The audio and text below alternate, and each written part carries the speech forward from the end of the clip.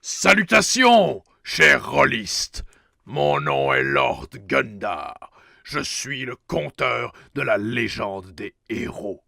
Alors installez-vous et prenez donc une chope de bière, car aujourd'hui nous partons en terre de Créas Rock.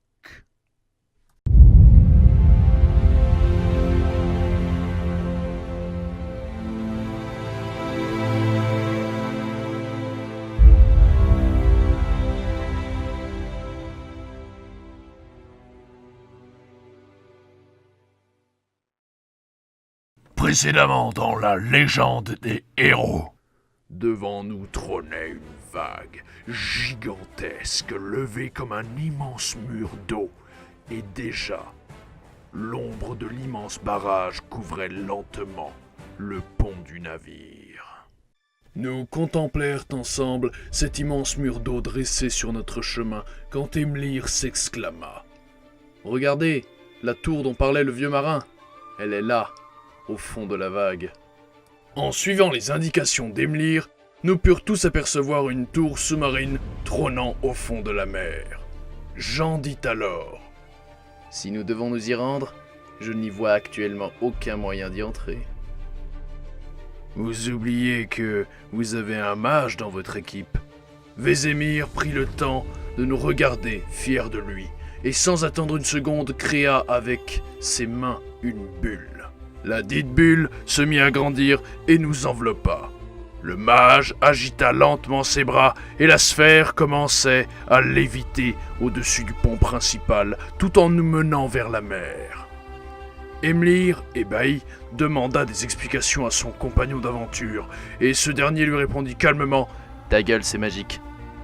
Nous arrivions gentiment au pied de la vague, immobile au milieu de l'océan, et nous y sommes entrés. Désormais sous l'eau, nous y virent plus clair, et la tour qui semblait petite et bancale, posée sur un récif, était en fait d'une taille considérable et solidement ancrée au plancher marin. Elle arborait une couleur vert turquoise mouchetée de pointes de bleu-vert du plus bel effet. De la lumière émanait de ses nombreuses meurtrières, et plus nous nous approchions, plus elle semblait éloignée. 10 minutes passèrent avant d'atteindre le sommet. La bulle se colla délicatement au toit de la tour, précisément au-dessus d'une ouverture dans laquelle l'eau ne semblait pas s'infiltrer. Un à un, nous entrions sans nous presser dans cette titanesque bâtisse. Pour le moment, aucun signe du dragon à l'horizon. Alors qu'on descendait les marches de la tour principale, nous commencions à entendre un bruit de foule, comme si sous nos pieds se trouvait une armée répétant son cri de guerre. Quelques étages plus bas, et alors que le bruit s'intensifiait, nous nous trouvèrent face à une énorme salle dans laquelle il y avait rassemblé des centaines de War Dragons. Certains forgeaient des armes dans une matière que nous n'avions jamais vue auparavant. Tous étaient armés jusqu'aux dents, en rang comme prêts pour le combat. Au milieu de cette masse uniforme, un individu au style plus tribal, tenant un bâton, se pavanait dans une sorte de rituel. Soudain, Vézémir prit appui sur le rebord sur lequel nous étions perchés et bondit dans la foule. Il transforma son corps en pierre, ce qui absorba grandement le choc lorsqu'il atterrit. Et non sans un certain panache, il faut le souligner, un bruit massif donna. Toute l'armée se retourna et encercla progressivement le mage tombé du plafond. Nous le rejoignirent en prenant les escaliers qui longeaient les murs de la salle. Avec moins d'effets dramatiques, certes, mais tout autant efficaces.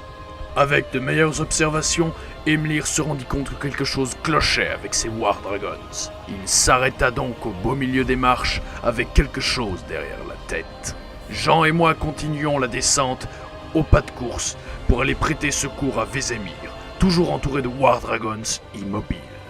Arrivé au bas des marches, une elfe guerrière sortie d'une ouverture creusée dans le mur nous prit sur le vif. « Attendez! Ne leur faites pas de mal! Ils ne contrôlent pas leur volonté. » Elle pointa du doigt le chaman et continua. « Ce type utilise un sort de possession mentale sur eux. C'est lui qu'il faut éliminer. » Tu es sûr que tu n'es pas avec eux et que c'est un piège pour nous contrôler, nous aussi? Pourquoi ferait-on confiance à quelqu'un dont on ne connaît même pas le nom? lui demandai-je alors. Vous avez une meilleure idée peut-être? Vous battre chacun à 1 contre 1000? Réfléchissez, on n'a pas beaucoup de temps. Elle n'a pas tort. Aurait tort qu'à Jean. D'accord, allons-y. Je me tournai vers Jean. Je vais te créer de l'espace pour que tu puisses atteindre le chaman et lui régler son compte. Il hocha la tête et nous nous mirent en action. Sautant dans la mêlée, je me mis immédiatement à dégager les guerriers pour permettre à Jean d'avancer. Le chaman se retourna et agita son bâton vers nous. La réponse des War Dragons fut soudaine et ils commencèrent à nous attaquer. Je continuais à les dégager, ma hache bien rangée dans son fourreau. Je pouvais sans aucun doute la dégainer, mais ils ne méritent pas le sort qu'elle leur offrirait. Nous arrivions lentement mais sûrement au contact du chaman, terrifié.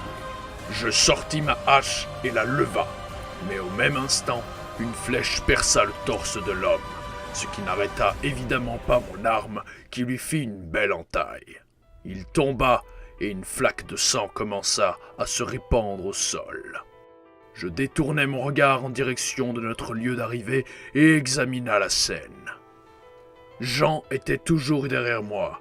Cette fille n'a pas bougé et Vézémir était encore comme gelé, immobile, sur son lieu d'impact, quand soudain une pointe de flèche scintilla au milieu des escaliers muraux.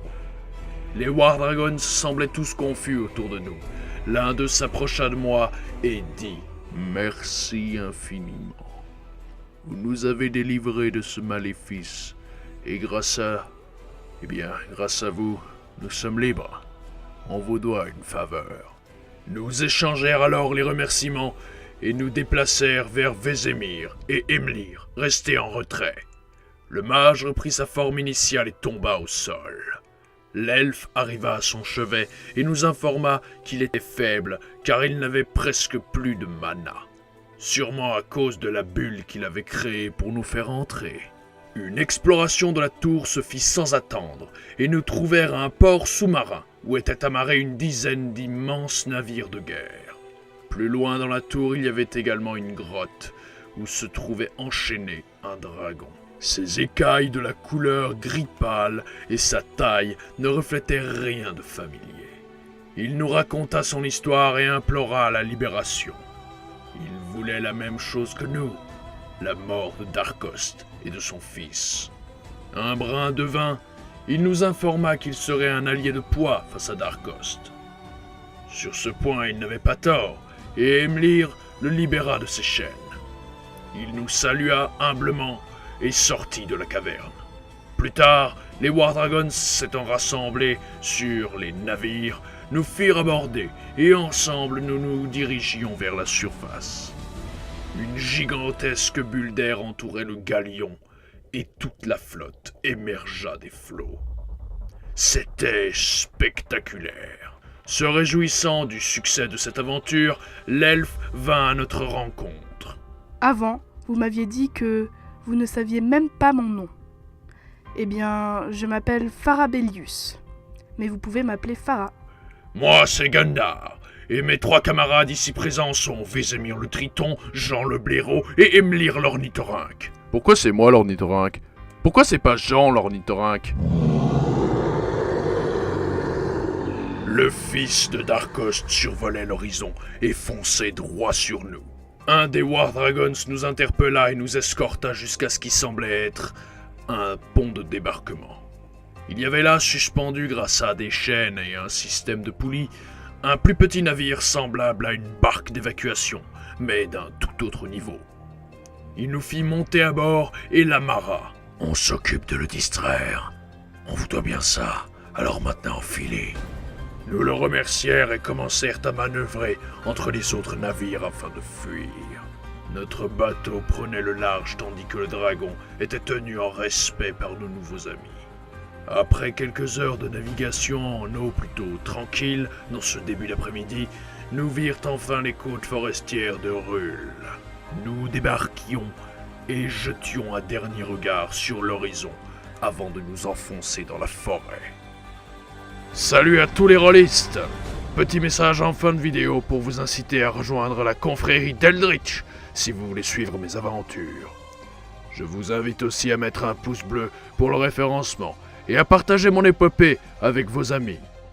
Et pour les vrais écuyers, j'ai aussi créé un compte Facebook et Instagram où je publierai mes dessins.